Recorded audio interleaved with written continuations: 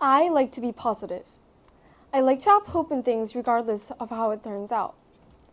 But so far into this year, I sucked at it, and that's an honest truth. Sometimes we don't give enough credit to all the good things that happened around us, and that's normal.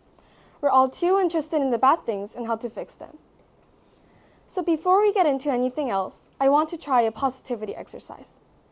You have to find one good thing about your day and one bad thing. I'll go first.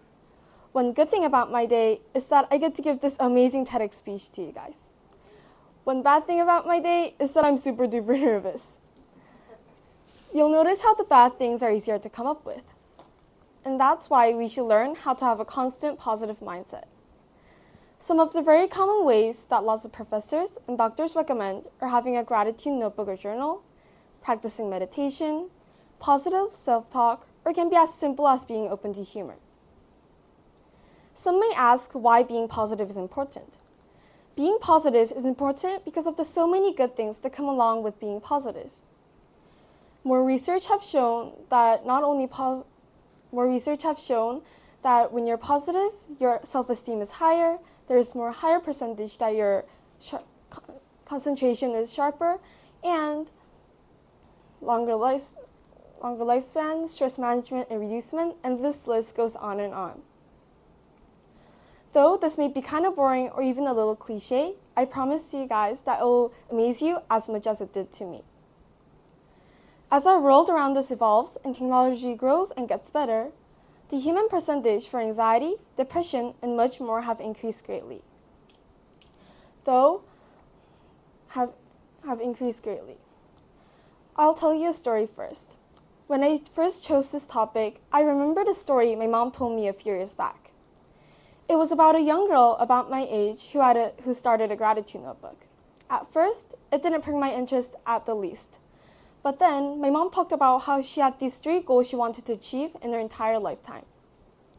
So then, she eagerly wrote down these 3 goals in her gratitude notebook every single day for years. Then she grew up to be an adult and finds her gratitude notebook and reads the goals she wrote as a child. And guess what? She had achieved all 3 of the goals and more.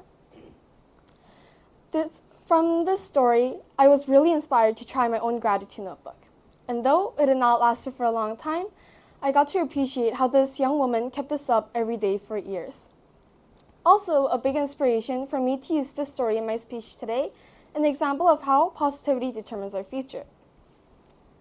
It's always scary thinking about going into the unknown, not knowing what will happen. For me, my biggest fear is going up to 9th grade. Music or art, Chinese or Spanish. It's a choice all 8th graders face, and for some, fear. For me, I wanted a difference. But could I be brave enough to take a certain class? That's the fear of going into the unknown, not knowing what will happen. So, how can we get ready? Knowing the unpredictable is always calming, but we can't always know the unpredictable unless we actually experience it. So, I started to ask around. I asked the teachers what they teach in those classes, and I asked the high schoolers what they chose and how they're doing. For the most part, that calmed me. Knowing as much as I can about the unknown prevents the fear and shock. But that's not the only thing that helps. Generally, staying positive can lessen the fear of facing the unknown, and it gets you ready for it too.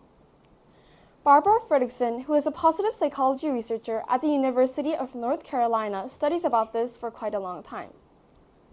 She discovers that positive thoughts can create real value in your life, and it can help you build life-changing decision skills, and it lasts so much longer than just a simple smile. When most things are centered down, you can see that your attitude and positivity is the most important. For my speech today, I hope you learned a little about how positivity determines our future and how to get yourselves ready for the unknown. Thank you.